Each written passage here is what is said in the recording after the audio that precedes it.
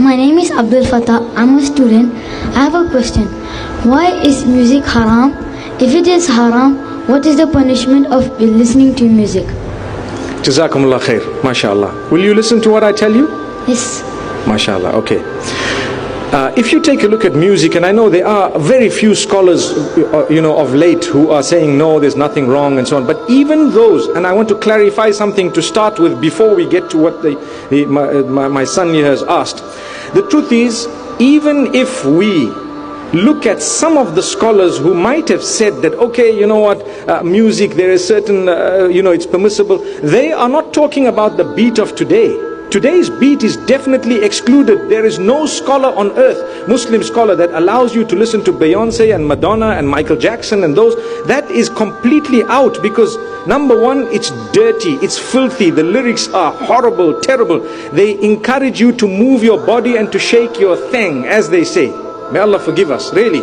You move your body, you are sexually hyped up. It moves you to a point and a peak where the dirtiness of this music industry has got to such a degree that the Christians and the Jews who are following are also saying it's prohibited, not just the Muslims.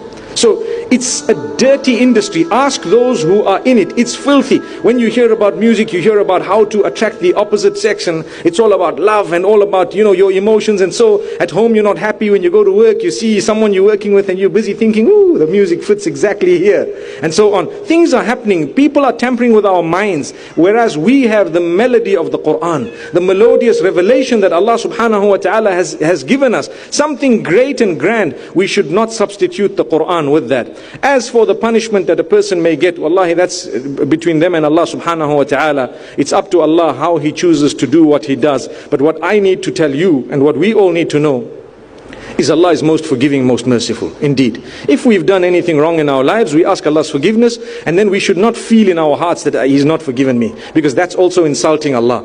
If you've been genuine in the way you've asked Allah's forgiveness, then Allah's forgiven you. And you can repeat that seeking of forgiveness as many times as you want, but don't doubt it. Don't doubt. May Allah subhanahu wa ta'ala help us and guide us, and may Allah subhanahu wa ta'ala bless you, your parents, and us all. Ameen. Thank you. Jazakumullah khair.